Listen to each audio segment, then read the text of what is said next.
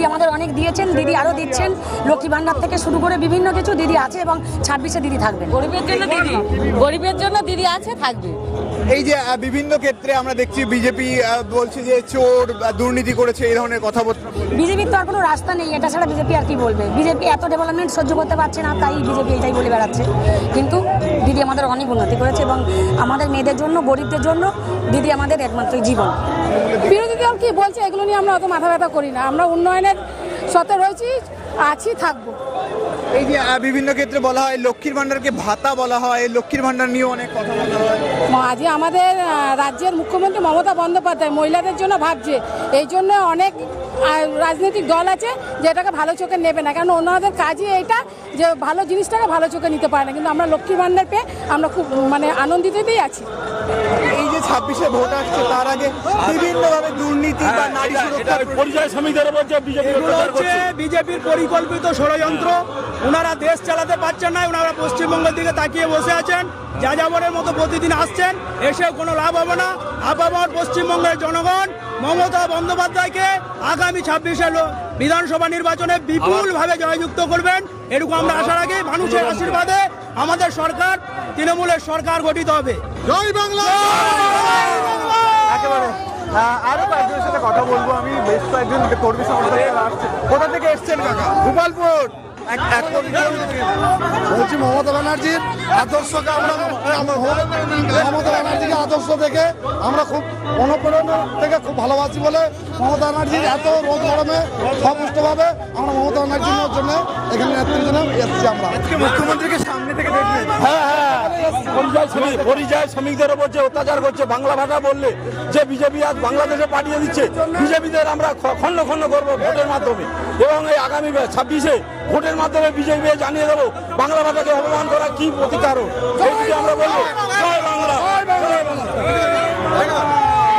এই যে আজকে মমতা বন্দ্যোপাধ্যায় এখানে আসলেন, কি দেখছেন, কি বলবেন?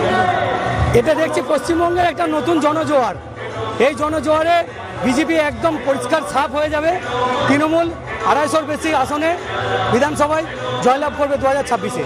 কিন্তু দুর্নীতি বা নারী সুরক্ষা এই সমস্ত প্রশ্ন যখন, এইসব বিষয় কিছু নেই, এগুলো হচ্ছে বিজেপির শুধুমাত্র একটা চক্রান্ত। মহিলা কর্মী সমর্থকরা এসছে, তাদের সঙ্গে কথা বলি। কোথা থেকে এসছে? কোথা থেকে এসছে?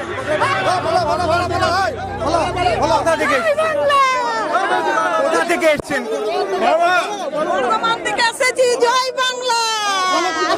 একেবারে বিজেপি দুর্নীতির অভিযোগ করছে, নারী সুরক্ষার অভিযোগ করছে, তো কি মনে হয় পালাবদল হতে পারে? বা দেখেন, বিজেপি যা রটাচ্ছে ওগুলো বাংলায় চলবে না। আমরা এক বিনতে দুটি কুসুম, হিন্দু মুসলমান, মুসলিম তার নয়নমণি, হিন্দু তার প্রাণ। আমরা এই যে মিলেমিশে বিজেপির যে সরকার, ওকে আমরা বাংলা থেকে 2026-এ বিদায় করে দেবো, ধুলে মুছে সাফ করে দেবো। এবং দিদির নেতৃত্বে আগামী 2026 সালে 250 সিট নিয়ে আমাদের দিল্লি মসনদ দখল করবে, মুখ্যমন্ত্রী হবে, এটা আমরা আশাবাদী। একেবারে বিভিন্ন ক্ষেত্রে বলা হয় দুর্নীতি হয়েছে, চোর, তৃণমূল, এই ধরনের কথাবার্তা বলা হয়। এইগুলো বিজেপির চক্রান্ত। আমাদের দিদি এত পরিষ্কার, এত ভালো ভালো মনের মানুষ, আমাদের দিদি আমাদের সব কিছু করে দিচ্ছে। আজকে বিজেপি অনেক রকম ভাষা বলে আমাদেরকে বিভ্রান্ত করছে। আমরা বিভ্রান্ত করবো না। আমরা আশা করছি 2026-এ আমাদের দিদি 250+ সিটে জিতে আমাদের মুখ্যমন্ত্রী হবে ইনশাআল্লাহ। এই যে কর্মসংস্থান নেই এমনটা বলা হয়, বাইরে পরিযায়ী শ্রমিকরা কাজে যায়, তো কি মনে হয় কি পরিবর্তন আরো আসা দরকার? আমাদের দিদি পরিযায়ী শ্রমিকের জন্য অনেক কিছু বার্তা দিয়ে রেখেছে। আমাদের দিদি আমাদের পরিযায়ী শ্রমিকের কোনো বিপদে পড়লে আমাদের পাশে দাঁড়ায়। বিজেপির লোকেরা এখন পর্যন্ত পাশে দাঁড়ায় না, শুধু আমাদের উল্টো পাল্টা কিছু বলে আমাদের বিভ্রান্ত করার চেষ্টা করে। কিন্তু আমাদের দিদি আমাদের পাশে সবসময় আছে।